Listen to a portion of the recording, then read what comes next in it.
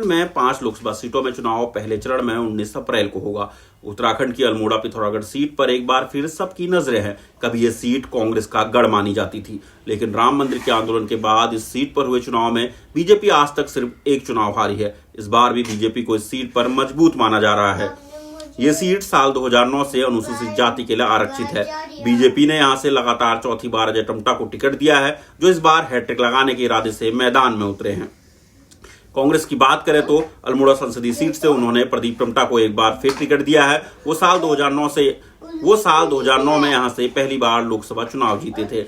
इसके बाद वो पिछले 2 बार से लगातार चुनाव हार रहे हैं। साल 2019 के चुनाव में उन्हें अजय टम्टा ने 2,32,000 वोटों से हराया था। चौथी बार लोकसभा चुनाव में ये दोनों आमने सामने हैं।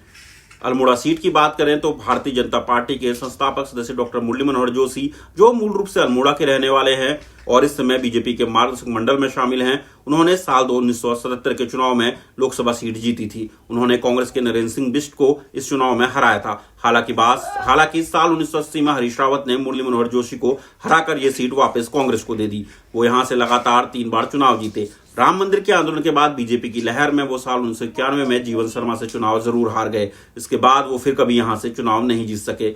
उत्तराखंड के पूर्व मुख्यमंत्री को यहां से 4 चुनाव में मात मिली। यहां तक कि साल 2004 के चुनाव में उन्होंने अपनी पत्नी रेणुका रावत को भी यहां से उठाया, लेकिन उन्हें भी हार का मुंह देखना पड़ा। साल 2009 में ये सीट आरक्षित हो गई और तब से बीजेपी के अजय टम्टा और कांग्रेस हरीश रावत के नजदीकी माने जाने वाले प्रदीप टम्टा को मौका दे रही है।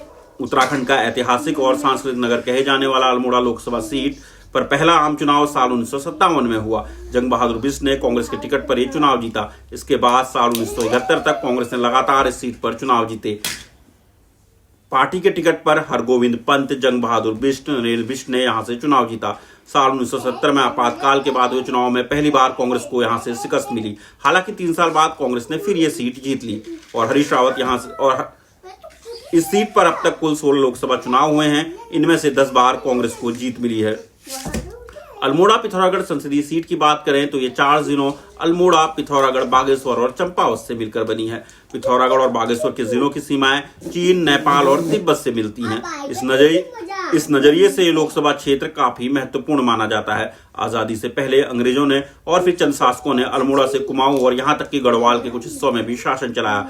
इस संसदीय क्षेत्र के अंदर 14 विधानसभा सीटें आती हैं। इनमें से 9 में बीजेपी का कब्जा है और 5 सीटों पर कांग्रेस को जीत मिली है। अल्मोड़ा पिथौरागढ़ संसदीय सीट पर 13,59,815 मतदाता हैं। इनमें से 6,50,677 पुरुष मतदाता और 6,79,943 महिला मतदाता हैं। वही कुल जनसंख्या की बात करें तो साल 2011 की जनगणना के अनुसार यहाँ की आबादी लगभग 16,25,491 है। इस संसदीय क्षेत्र की 90% आबादी आज भी ग्रामीण इलाकों में रहती है। इस सीट पर ठाकुर सबसे ज्यादा 55% हैं, वहीं इसके बाद 23% ब्राह्मण हैं। इस सीट पर करीब 20% अनुसूचित जाति के लोग और 2% अनुसूचित जनजाति के लोग रहते हैं। ये उत्तराखंड की 5 सीटों में से एकमात्र आरक्षित सीट है।